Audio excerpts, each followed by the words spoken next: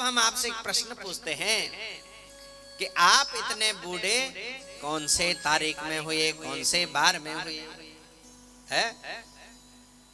आप इतने बूढ़े, इतनी उम्र के कौन से तारीख में हो गए? कोई बता सकता है? कोई नहीं बता सकता है कि इतने उम्र के हम कौन सी तारीख में हुए। क्यों नहीं बता सकते हैं सज्जनों? ये संसार है और संसार सम्यक प्रकारेण सरत इति संसार। जो संसार इतने आराम से हमारे हाथ से खिसक रहा है, हमको पता ही नहीं चल रहा है। एक एक दिन, एक एक रात, एक एक दिन, एक एक रात ये हमसे सरक रहा है। छोटी सी जब बेटी लाली पैदा होती, गुड़िया नाम रखते हैं, गुड़िया गुड़िया, लेकिन वही गुड़िया कब बुढ़िया हो जाए कोई पता नहीं चलता है। इसलिए हम लोगों के हाथ से ये संसार न खिसके, कुछ दिन हम बचे रहें। तो इसके लिए क्या करना चाहिए? कौन चाहता है कि हम बूढ़े ना हो जल्दी? हाथ खड़े करो, तो हाथ खड़े करो जो बूढ़ा नहीं होना चाहता। हम दवाई बताएंगे। चाहते हैं जल्दी न मरे? कौन चाहता है? तो उसके लिए दवाई है, सिर्फ और सिर्फ भगवान का साधन, सिर्फ और सिर्फ भगवान का नाम स्मरण, भगवान की कथा, भगवान का चिंतन, भगवान का मनन, यही हमको बचा सकता है।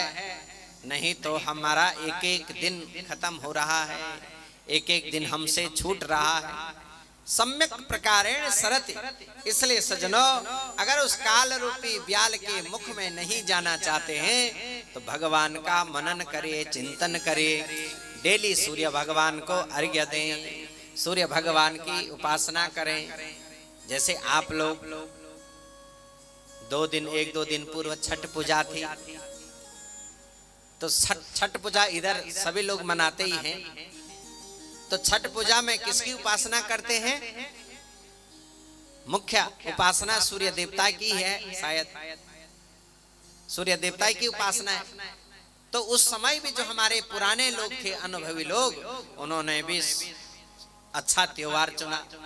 छठ पूजा माने सूर्य की उपासना, और सूर्य की उपासना का मतलब है कि हमारे जीवन का जो ये हमको वर्ष मिले हैं, ये जल्दी से खत्म ना हो, कुछ दिन चले। क्योंकि सूर्य की उपासना से मनुष्य दीर्घजीवी होता है। एक एक दिन जब हम सूर्य उदय होता है और उनको उदय होते ही शीतल जल अर्पण करते हैं, तो वो हमारे जीवन का सौभाग्य देते हैं। सज्जनों, शिव पुराण की कथा है, जब पार्वती अम्बा बोले शंकर से विवाह करने की इच्छा रखती थी, तो और लोग तैयार नहीं थे, बोले शंकर भी मान नहीं रहे थे। तब नारद जी ने कहा आप तप करिए, और तप करके बोले शंकर को प्रसन्न करिए, फिर उनसे आपका विवाह होगा। लेकिन जब गौरी अम्बा शिव को पाने के लिए वन में तप करने के लिए गई, तो उस समय कितने वर्ष की रही? उस समय कितने वर्ष की थी? तो कहा गौरी सा। गौरी सा कहते हैं 8-9 वर्ष की कन्या को। गौरी कितने वर्ष की कन्या को कहते हैं? 8 और 9 के बीच की कन्या को कहते हैं गौरी सा। तो सज्जनों, जब पार्वती अम्बा बोले शंकर को पाने के लिए तप करने के लिए वन में गई, तो उस समय गौरी सा थी 8 वर्ष की। लेकिन जब वन में गई तप किया, तो कहा कितने वर्ष तप किए पार्वती अम्बा ने? तो तप किया 87,000 वर्ष। भोले को पाने के लिए कितने वर्ष तप किए? 87,000 वर्ष।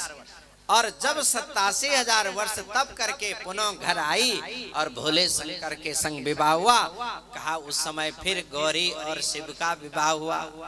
मानो उस समय फिर पार्वती जो अम्बा थी वह फिर 8-9 वर्ष की रही। तो ये 87,000 वर्ष कहाँ गए?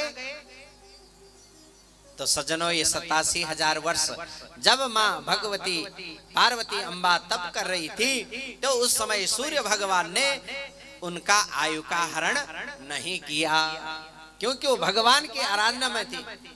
कई लोग कहते हैं समाधि में चले गए, और समाधि में बहुत दिन तक रह सकते हैं और फिर वापस आ जाते हैं। इतने दिन उनकी आयु क्षीण नहीं होती है। क्यों? क्योंकि वह भगवान की उसमें आराधना में हैं।